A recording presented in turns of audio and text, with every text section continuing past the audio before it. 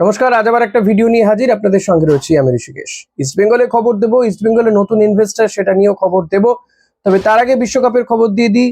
France তারা কিন্তু চলে গেল সেমিফাইনালে। ফ্রান্স তারা 2-0 গোলে মরক্কোকে হারিয়ে সেমিফাইনালে পৌঁছে গিয়েছে। মরক্কো কিন্তু বেশ লড়াই করেছে ফ্রান্সের সঙ্গে, কিন্তু দাপুটে জয় পেয়েছে ফ্রান্স। এমবাপে গোল করেছে, ডেম্বেলে গোল করেছে। যদিও এমবাপের একটি পেনাল্টি আটকে দিয়েছিল মরক্কোর গোলকিপার। তবে সব মিলিয়ে এমবাপের গোলও কিন্তু মেসির সঙ্গে আবার সমসংখ্যক হয়ে গেল। আবার দুজন 8-8টা করে গোল করে ফেললো। এবারের এই বিশ্বকাপে গোল্ডেন বুট জয়ের দৌড়ে অনেকের থেকে দুজনেই এগিয়ে রয়েছে। হাড্ডাহাড্ডি লড়াই চলছে বলা যেতে পারে। এটা ছিল বিশ্বকাপের খবর। এবার আসা যাক ইস্ট বেঙ্গলের খবরের দিকে। ইস্ট বেঙ্গলের যে ইনভেস্টর হিসেবে ইমামি থাকছে না, তা কিছুদিন আগেই দেবব্রত সরকার তিনি জানিয়ে দিয়েছেন। সে বক্তব্য আপনাদেরকে আমি শুনিয়েওছি।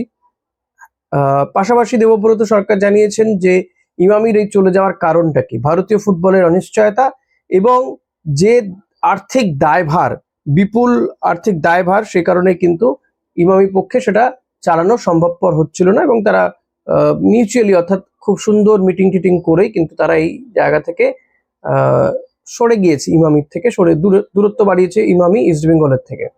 যদিও শোনা যাচ্ছে যে ইমামির কিছু পার্সেন্টেজ ইনভেস্টমেন্ট কিন্তু থাকবে ইস্ট বেঙ্গলে। এরই পাশাপাশি জুপিটার ওয়াগন, যে ইস্ট বেঙ্গল ক্লাবের সভাপতি মুরারিলাল লোহিয়ার সংস্থা জুপিটার ওয়াগন, তারা কিন্তু রয়েছে এবং তারা এবার বিরাট আর্থিক দায়ভার নিয়েছে বা ভালো ইনভেস্ট করেছে ক্লাবের প্রতি, এমনটাই কিন্তু জানা যাচ্ছে। এবং বিদেশি আনার ক্ষেত্রে তাদের একটা ভূমিকা কিন্তু থাকছে। আমি বলেছিলাম যে ইস্ট বেঙ্গলে একজন ওয়ার্ল্ড কাপারকে আনার একটা চেষ্টা চলছে। শোনা যাচ্ছে যদি সেটা ঠিকঠাক হয় তাহলে কিন্তু এই জুপিটার ওয়াগনের যিনি মালিক বা ইস্ট বেঙ্গল ক্লাবের সভাপতি মুরারিলাল লোহিয়া, তিনি তার টাকা বহন করতে পারেন, এমনটাই কিন্তু শোনা গিয়েছে। এরই পাশাপাশি যেটা জানা যাচ্ছে যে ইস্ট বেঙ্গল নতুন স্পন্সর খুঁজে পেয়েছে। তারা আর কেউ নয়, আমুল। আমুল এবারে ইস্ট বেঙ্গলের নতুন স্পন্সর হতে চলেছে, যদিও এখনো সহিসাবুত হয়নি। আমুলের সঙ্গে গাঁটছড়া বাঁধতে চলেছে ইস্ট বেঙ্গল, তাই এবার হয়তো ইস্ট বেঙ্গল প্লেয়ারদের জার্সিতে আমুল দেখতে পারবো আমরা ইমামির পরিবর্তে। আমুল বদল আসবে ইস্ট বেঙ্গলে, এটাই আশা করব। হাবাসের হাত ধরে আমুল বদল আসছে। ইতিমধ্যে বহু ভারতীয় ফুটবলারকে ইস্ট বেঙ্গল নথিভুক্ত করিয়েছে। বিদেশিরাও আসবে, আশা করা যায় ভালো মানের বিদেশি হবে। যদিও কেউ কেউ হতাশ হয়ে পড়ছেন, তারা বলছেন যে হাবাস মোহনবাগানকে চ্যাম্পিয়ন করেছে, আইএসএল চ্যাম্পিয়ন করেছে, একবার নয় একাধিকবার। পাশাপাশি তারা ইন্টারকাশিকে আই লিগ চ্যাম্পিয়ন করেছে। আইএসএলেও একটা ভদ্রস্থ জায়গাতে, প্রথমবার আইএসএল এ সেই ভদ্রস্থ জায়গাতে তারা শেষ করেছে। কিন্তু ইস্ট বেঙ্গলকে কি তাহলে হাবাস ডুবিয়ে ছাড়বে, এমনটা কিন্তু অনেকে আশঙ্কা করছেন। কারণ একের পর এক যেভাবে ভারতীয় ফুটবলার সাইন করাচ্ছেন, তাতে অনেকে মনে করছেন যে সেটা হয়তো ভালো হচ্ছে না। কিন্তু তাদেরকে আমি গতকালই একটা ভিডিওতে জানিয়েছি যে ভারতীয় ফুটবলার, এত বেশি ভারতীয় ফুটবলার এবং সমমানের ভারতীয় ফুটবলার নেওয়ার কারণটা কি ইস্ট বেঙ্গলের, সেটা আপনাদের সামনে ইতিমধ্যেই জানিয়েছি। ইতিমধ্যে গতকাল রাতেও ইস্ট বেঙ্গলের পক্ষ থেকে জানানো হয়েছে যে হার্দিক ভাট এই প্লেয়ারটিকেও কিন্তু নিয়েছে। হার্দিক ভাট এই ফুল ব্যাককে ইস্ট বেঙ্গল সাইন করিয়েছে। হার্দিক কিন্তু যথেষ্ট ভালো খেলেছে, আই লিগ তার ভালো গিয়েছে। তো হার্দিককে নেওয়ার পেছনে কারণ অনেক কিছুই রয়েছে। ট্যালেন্টেড ফুটবলার এবং যথেষ্ট ভালো মৌসুম গিয়েছে তার আই লিগে। আপনাদেরকে আরো একবার নতুন করে আমি এটা বলতে চাই না যে এই ভারতীয় ফুটবলারদের নেওয়ার কারণটা কি, সেটা জানতে হলে আমার আগের ভিডিওটা, অর্থাৎ গতকাল যে ভিডিওটা করেছি, সেই ভিডিওটা আপনারা প্লিজ একটু দেখে নেবেন যে কি কারণে এই প্রায় সমমানের প্লেয়ারদের নেওয়া হচ্ছে। মানে একের বেশি লেফট ব্যাক, রাইট ব্যাক কিংবা ডিফেন্সিভ মিডফিল্ডার নেওয়া হচ্ছে, সেটা কারণটা কি সেটা আপনাদেরকে ইতিমধ্যেই আমি জানিয়ে দিয়েছি। তো সেটা যদি জানতে চান আরো একবার, তো আমার ভিডিওটা দেখে নেবেন। আর কোচ যখন হাবাস, তার উপরে ভরসা কিন্তু করতেই পারা যায় বা করা যায়, আমি বলবো এইটুকুই। তাই প্লিজ ওনার উপরে ভরসা রাখুন। সবকিছু খারাপ হবে এমনটা আগে থেকেই ভেবে নিচ্ছেন কেন? এই হার্দিক ভাট ফুলব্যাক বা রাইট ব্যাক, 29 বছর বয়স প্লেয়ারটির এবং প্লেয়ারটির সঙ্গে বছর 3 চুক্তি হয়েছে ইস্ট বেঙ্গলের। খারাপ প্লেয়ার এমনটা তো নয়, শ্রীনিধি ডেকান এসে খেলেছে, লোনে ছিল শ্রীনিধি ডেকানে, ইস্ট বেঙ্গলে তার সঙ্গে ইস্ট বেঙ্গলের চুক্তি হয়ে গেছে, ইস্ট বেঙ্গল অ্যানাউন্সমেন্টও করে দিয়েছে।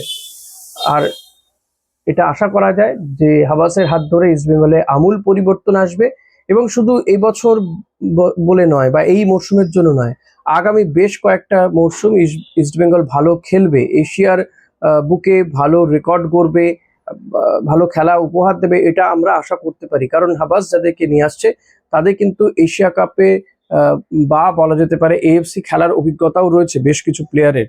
বরিস সিং কিংবা ওই লাচেনপার মতন ফুটবলারদের কিন্তু এএফসি খেলার অভিজ্ঞতা রয়েছে তাদের, তো টিমের ওই গোয়া বা মুম্বাইয়ের হয়ে। সো এতটা সহজ নয় কিন্তু, এবং যে গোলকিপারকে নেওয়া হয়েছে তার সঙ্গে কিন্তু প্রফুল্ল গিলের ভালো একটা লড়াই আমরা আশা করি। অনেকে আমার কাছ থেকে জানতে চেয়েছিলেন রহিম আলীর বিষয়টি কি হলো। দেখুন, রহিম আলীর সঙ্গে কথাবার্তা তো চলছে, রহিম আলী নিজেও আশাবাদী, হয়তো তিনি এবার হয়তো কলকাতাতে খেলতে পারেন, বাট তিনিও অপেক্ষা করতে চান, যে আরো কিছু দূর গেলে হয়তো বোঝা যাবে, তিনি অপেক্ষা করছেন।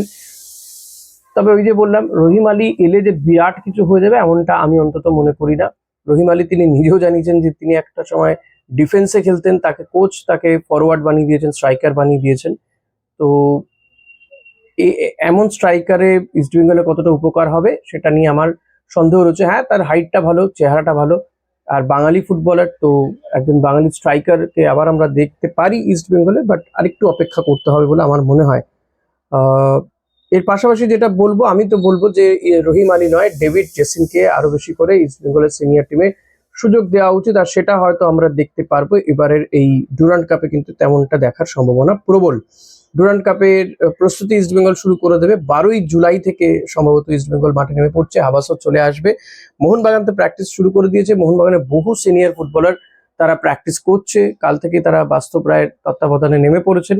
আগামী দিনে আরো ফুটবলার আসবে, মোহনবাগানেরও ঘর ভাঙতে পারে ইস্ট বেঙ্গল, এমন একটা শোনা যাচ্ছে। যদিও মোহনবাগানে কিন্তু সাহাল আব্দুল সামাদ এখনো পর্যন্ত প্র্যাকটিসে জয়েন করেনি। এই সাহালের কথা শোনা যাচ্ছিল যে সাহাল হয়তো ইস্ট বেঙ্গলে চলে আসতে পারে। তো কথাবার্তা চলছে, এবং সেক্ষেত্রে সাহালকে আনার ক্ষেত্রে মূল উদ্দেশ্য হচ্ছে যে, এবং সাহালের আসার বিষয়টা হচ্ছে যে সাহাল যাতে গেম টাইমটা পায়, সেও সেটাই চাইছে। কারণ মোহনবাগানে থাকলে সাহালের গেম টাইম তার পাবে না, কারণ এবার মোহনবাগানও প্রচুর মিডফিল্ডার নিয়েছে। তো সাহালকে সেই জায়গায় কতটা কি সুযোগ দিতে পারবেন পানাজিওটিস দিলাম্পারিস, সেটা নিয়ে আশঙ্কা রয়েছে। সেই কারণে সাহালও চাইছেন অপরচুনিটি, এবং সেটা যদি ইস্ট বেঙ্গলের মতন ক্লাব হয়, মন্দ কি, নিঃসন্দেহে মন্দ নয়, ভালো চ্যাম্পিয়ন ক্লাবে আসতে তো সবাই চায়। তো লেটস সি কি হয়, সাহাল আব্দুল সামাদ ইস্ট বেঙ্গলে আসে কিনা। এখনকার এই ভিডিও এই পর্যন্ত, ভিডিওটা আর বড় করছি না। ভিডিওটা কেমন লাগছে লাইক করবেন, কমেন্ট করবেন অতি অবশ্যই। তবে এটা কিন্তু খুব বড় খবর, যদি আমুল ইনভেস্টমেন্ট এটা যদি ফাইনাল হয়ে যায়, তাহলে আমুলের ইনভেস্টমেন্টে ইস্ট বেঙ্গল কিন্তু যথেষ্ট লাভবান হবে, এটা বলার অপেক্ষা রাখে না। ইস্ট বেঙ্গলে আমূল পরিবর্তন আসুক, এটাই চাই। That's it. ভিডিওটা কেমন লাগছে জানাবেন, লাইক কমেন্ট শেয়ার তো করবেনই, সাবস্ক্রাইব করবেন প্লিজ। Thank you.